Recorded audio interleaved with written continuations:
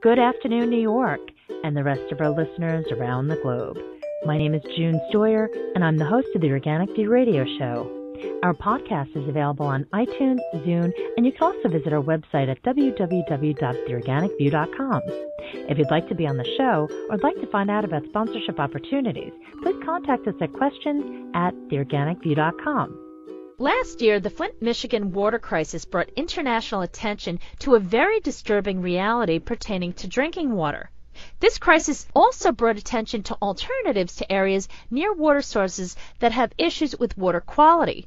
One interesting solution is the use of an eco-friendly sump pump, which not only recycles water, but can actually provide purified drinking water.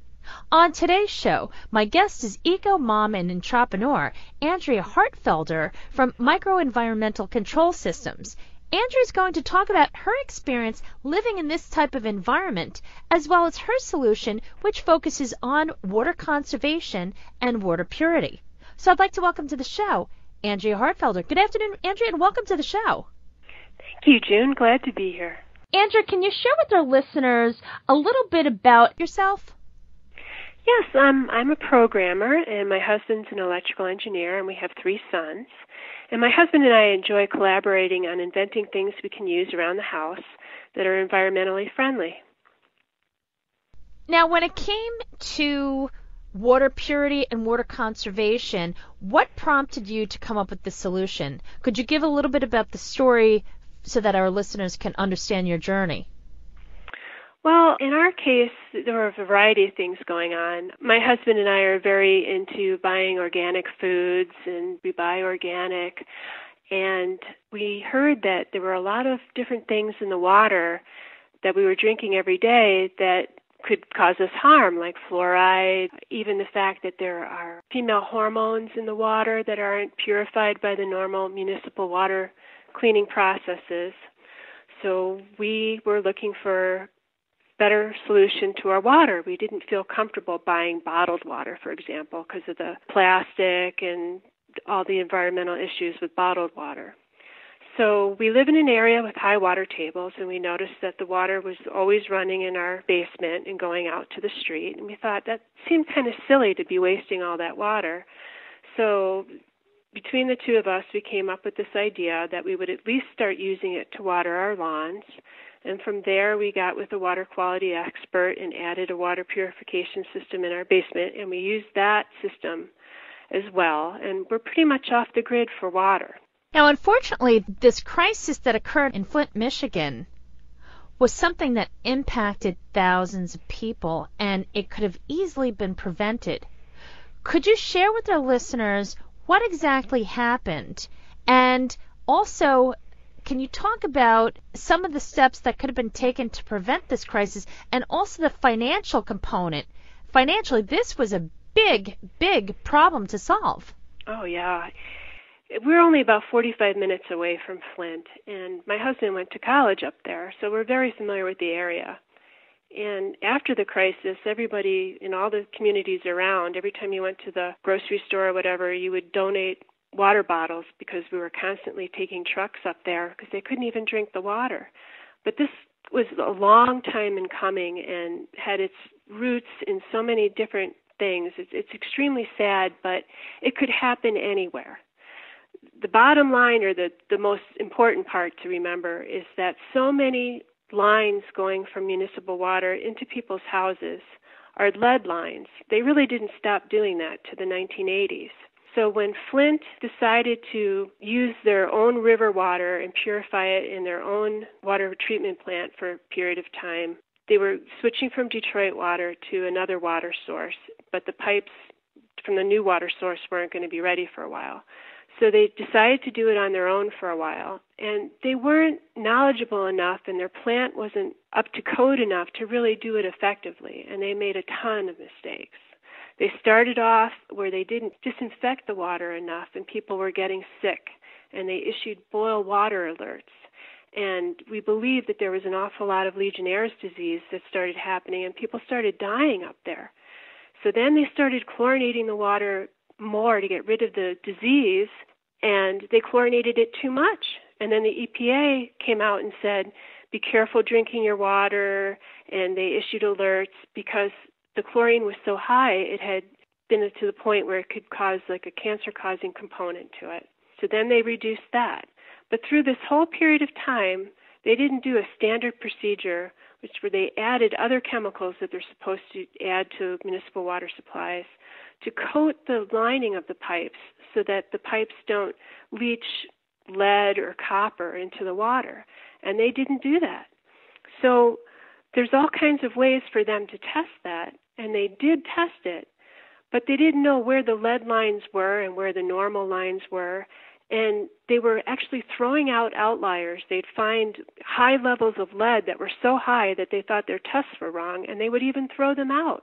So it was a long time before it got to the point where different doctors and everything else got enough alarm going that they finally realized that the damage that they had caused. And it's so very, very sad. There's some children that will be affected the rest of their lives. Do you know how much money the city of Flint, Michigan paid for damage control, for all the water that they imported, for all the different steps that they took to rectify this horrible, horrible situation? Well, they have to do at least $55 million to remove and replace all the lead pipes. And the states allocated another $165 million to do both the pipes and all the other things that they're going to need to do. They're going to reimburse the people that were actually paying for this horrible water during the time. They're going to have to do things to remedial instruction and education for these poor kids that are going to be developmentally behind because they're brain damaged now to an extent. It's just going to be years and years and years of trying to correct this problem. Can you explain to our listeners about your solution? How does that sump pump work, and how does it impact the homeowner? Well, lots of people kind of don't go down in their basement that much if it's not finished or various reasons. But if you have a basement, you probably do have a sump pump. And it kind of looks like a garbage can size of a circle that's embedded in your floor and should be flush with the bottom. And there should be PVC pipes coming up, and every once in a while you should hear it turned on. And water is actually being pumped out from around your house and either out to the sewer system or to a drainage ditch. It's being pumped away from your home. And it's necessary because in areas that have high water tables, which are an awful lot in this country, water can come in around the sides of your basement and actually exert a lot of pressure on your walls. And if you don't have a way of getting rid of it, your basement can either flood or your walls can crack or your foundation can actually shift in your home. So it's a necessary requirement in most homes with basements. So what we do is, since we're already taking that water and just getting rid of it, instead we decided to use it. And we have over 2,000 or 3,000 gallons a day coming through our system. So it's more than enough water that would have just been wasted. And in our case, it goes out to the storm drainage system, which is an expense for the community to maintain and to clean also.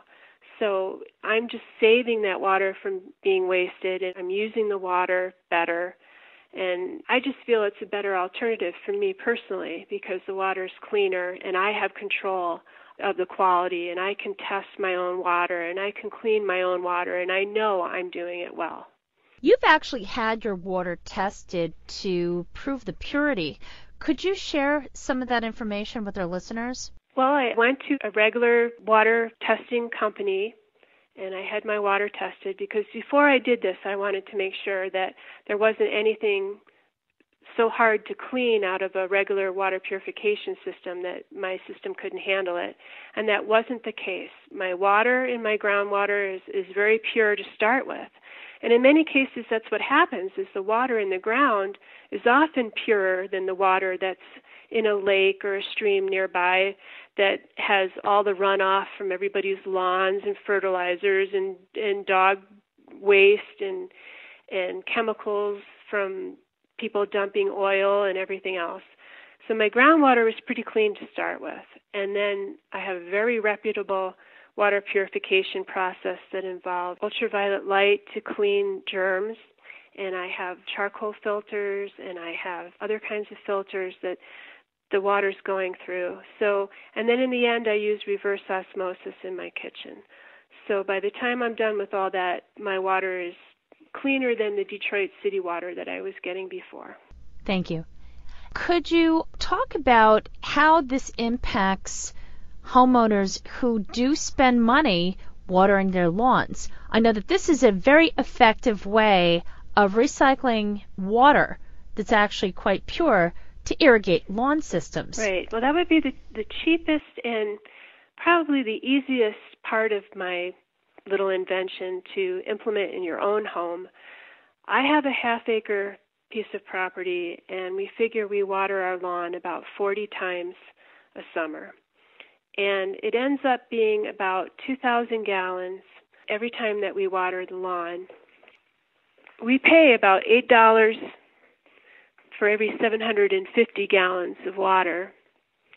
So that equates to about $970 a year that we save by just using the water that we would have just pumped out to the street. That's a huge savings, especially in areas where water is becoming more and more valuable because it's scarce. The rainfall levels, or the water levels have dropped significantly in so many parts of this country, and in other parts of the world for that matter. But as far as the United States, water conservation is a very big subject. Oh, yes, it is, and just being able to process it effectively. And I know that I've been looking at various studies recently that it's going to cost over $1 trillion in the next 25 years just to replace all the aging pipes underground. They're leaking all over and causing sinkholes. I know right now we have a huge sinkhole in Fraser, Michigan. The street's closed, and 3 houses have been condemned, and 22 families have been displaced, and it's going to take almost till the summer or the fall to correct it. And all the millions of dollars that are being spent to fix it, we're not maintaining our infrastructure well enough. So anything that we can do to be more self-sufficient and in control of our own destiny is something that I feel strongly for my own family to protect them. Do you have any information that you could share with the listeners as far as the cost benefit for homeowners, for example, for a family of 4, a single occupant, multifamily, or even a school or a business? Well, every different municipality has different rates. You can go down the street even, and your neighbor may be on a different water supply system with a different municipality. So usually most water bills are based on 100 cubic feet, which is 748 gallons. And a typical person uses about 34 units of that a year. So if I were to try to figure out what my savings would be in a different area of the country, I would look at my water bill and I would add my water and sewer rates together. And when I do that in my area, I come up with $8.08. And then I multiply that by the 34 units that a typical person uses a year just for drinking, and I get $275. So that equates to $1,100 a year for a family of 4, just for the drinking water, not for watering your lawn. And then I would just take that number, the 34 units, and I would multiply it by whatever your rate is in your community, and then take that and multiply it by the number of people in your home to come up with what your savings would be. As far as the sprinkler goes, I think a typical person does about 40 waterings a summer, and it would be depend on your size of your lot. So in my example, once again, you do 40 times how many units for your area of property. So for a half acre, it's like 3 units of water because it's about 2,100 gallons each time. And then I multiply by the cost of your water. I know that like 1/8 of an acre would be 0.75 units each time you water, 1/4 of an acre would be 1.5, and an acre would be 6 units of water each time you water. And that would be how you could come up with how much you would save. What about the people that say, well, something, I have a sump pump, it works, that's all I'm really concerned about? What is your response to people that feel that way? Well, I think if you want to save money and you want to have more control over the quality of your water, and you live in an area with high water tables so that you do have the water in your house anyway, that you're just pumping out of your house anyway, I would think it would be kind of a pretty easy choice to make. I agree. But I agree. Yeah. I think I look at how much water I waste when I wash clothing or do dishes, and the amount of water that goes down the drain that I can't repurpose for something else, it kills me. Right. If you're in an area with high water tables, just think of it. I was pumping probably at least 3,000 gallons of water out of my basement every day. We have like a little ditch by the side of the road that everybody pumps their water out from their basement in, and it flows down the street to the lake. And it's almost like an artificial stream going down the street with all the water that people in my neighborhood pump out. And it's just being wasted. Well, conservation, I think, is going to be a very big focus this year, especially with the drought situation that is occurring in so many different parts of the country. Not to mention the fact that I think people are becoming more and more aware of the fact that there are different solutions, and it will not only help conserve water but also save money. And I know most people that are homeowners, that's one of the things that they look for, because it also adds value to the home. So what you're doing is tremendous. And Andrea, I just want to say thank you so much for being on the show. Could you just take a moment and share with our listeners your website? Well, it's woda-sci.com, and that's WODASCI.com. And you can reach us at info@woda-sci.com. And I also have a coupon code just for your listeners called ORGVIEW, ORGVIEW, and it offers $100 off on our product. Thank you so much, Andrea. And folks, once again, please check out Andrea's website. And if you live in an area where the water tables are high, and you think about what happened in Flint, Michigan, and if that's something that could possibly happen in your area, this really is a no-brainer. Andrea, thank you so much for the generous offer for our listeners. And folks, once again, check out the companion article, which will appear on theorganicview.com. Thank you for tuning in. This has been June Stoyer with the Organic View Radio Show. Have a great afternoon.